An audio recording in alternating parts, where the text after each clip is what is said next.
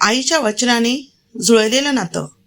अंजली आणि विनोद एकमेकांवर जीवापाड प्रेम करत होते, पण त्यांच्या घरच्यांच्या विरोधामुळे त्यांचं लग्न होऊ शकलं नाही. विनोद, आपण खरंच एकमेकांपासून दूर होणार आहोत का?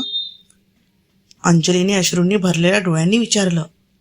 विनोद तिचा हात हातात घेत म्हणाला, मी तुला कधीच विसरणार नाही अंजली, पण नशिबात जे असेल तेच होईल. काही दिवसांनी नोकरीसाठी विनोद पुण्याला निघून गेला. अंजली गावीच राहिली. घरच्यांनी तिचं लग्न लावून दिलं. काही वर्षांनी विनोद गावी आला. तेव्हा त्याला कळलं की अंजलीचं लग्न झालं आहे आणि तिला एक गोडस मुलगा आहे. हे पाहून त्याच्या डोळ्यात पाणी आलं. थोड्याच दिवसात त्याच्याही घरच्यांनी त्याचं लग्न लावून दिलं. 1 वर्षात त्याला एक मुलगी झाली. एकदा एका मित्राच्या लग्नात दोघांची अचानक भेट झाली. अंजली तिच्या मुलासोबत उभी होती. विनोद तिच्या जवळ गेला आणि तिच्या मुलाच्या डोक्यावरून हात फिरवत म्हणाला, खूप गोड आहे ग तुझा मुलगा. अंजलीही त्याच्या मुलीला जवळ घेत म्हणाली, आणि तुझी मुलगी तर अगदी परीच आहे. दोघेही एकमेकांकडे बघून हसले. तेवढ्यात विनोद म्हणाला, जरी माझं आणि तुझं लग्न झालं नाही तरी माझी मुलगी नक्कीच तुझी सून होईल. अंजलीच्या चेहऱ्यावर हलकीशी स्मितरेषा उमटली. मला हा विचार खूप आवडला, ती हसत म्हणाली. दोघांनी आपल्या मुलांच्या नात्यांचं एक सुंदर वचन दिलं. वर्षे सरली. विनोदची मुलगी पुण्याहून गावी आली. एके दिवशी सगळे नदीकाठी पिकनिकला गेले. मुली नदीच्या किनारी खेळत होत्या. अचानक तिचा पाय घसरला आणि ती नदीच्या प्रवाहात वाहू लागली. वाचवा वाचवा, सगळे ओरडू लागले. तेवढ्यात एक तरुण नदीत उडी मारतो. तो तिच्यापर्यंत पोहोचतोच आणि तिला सुरक्षित किनाऱ्यावर आणतो. थोड्या वेळाने तिला शुद्ध येते. मला कोणी वाचवलं? ती हळू आवाजात विचारते. घरचे त्या तरुणाकडे बोट दाखवतात. याने. ती रस्त्याकडे बघते आणि क्षणभर त्याच्याकडे पाहत राहते. थँक्यू, माझा जीव वाचवलास. तो फक्त हसतो आणि निघून जातो. पहिल्याच भेटीत ती त्याच्या प्रेमात पडते, पण तो मात्र तिच्याकडे अजिबात लक्ष देत नाही. ती रोज शेतात जाते, फक्त त्याला पाहण्यासाठी. एक दिवस ती त्याच्या समोर जाऊन उभी राहते. तू मला इतकं इग्नोर का करतोस? ती विचारते. तो शांतपणे म्हणतो, कारण मला तसं करायचं आहे. पण मला तू खूप आवडतोस. तो हसतो. फक्त आवडतो ना, मग त्यात एवढं काय? त्याचं बोलणं तिला खूप लागलं. तू एवढा अहंकारी का आहेस? ती रागाने म्हणाली.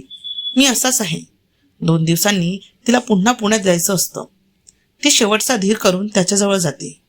मी तुझ्यावर खूप प्रेम करते. मला तुझ्याशी लग्न करायचं आहे. तो काही क्षण शांत राहतो.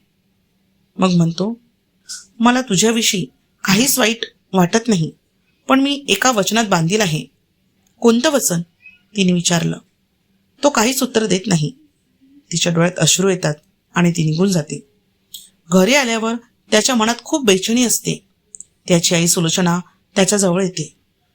काय झालं बाळा, इतका अस्वस्थ का दिसतोय? तो सगळं सांगून टाकतो. सुलोचना त्याच्या डोक्यावर हात फिरवत म्हणते, तुझं मन काय सांगतं? आई, मला ती खूप आवडते. मला तिला असं जाऊ द्यायचं नाही. सुलोचना हसते. मग जा आणि तिला सांग. पण आई, त्या वचनाचं काय? सुलोचना म्हणते, आता फक्त तुझ्या मनाचं ऐक. तो धावतच बस स्टँडकडे निघतो. बस निघण्याच्या तयारीतच असते. ती अजूनही त्याची वाट बघत उभी असते. तो धापा टाकत तिच्या समोर येतो. मला माफ कर, मी तुझ्यावर खूप प्रेम करतो. तू अशी जाऊ नकोस. तिच्या डोळ्यात आनंदाश्रू येतात. दोघेही एकमेकांना मिठी मारतात. ती घरी जाऊन तिच्या आईवडिलांना सगळं सांगते. तिचे बाबा विचारतात, तो तुला खरंच आवडतो? ती हसत म्हणते, हो बाबा, तो अगदी तुमच्यासारखा आहे. हे ऐकून तिचे बाबा हसतात. मग त्याला घरी बोलवतं. तो घरी येतो. दारात पाऊल टाकताच तिची आई आणि बाबा एकमेकांकडे पाहतात. क्षणभर शांतता पसरते. त्यानंतर लग्नाची तारीख ठरते. लग्नाच्या आदल्या दिवशी सुलोचना त्याला म्हणते, बेटा, उद्या मी तुला एक मोठं सरप्राईज देणार आहे. लग्नाचा दिवस येतो. लग्न पार पडतं. सगळे घरी येतात. तो आईला विचारतो, आई, तुझं सरप्राईज कुठे आहे?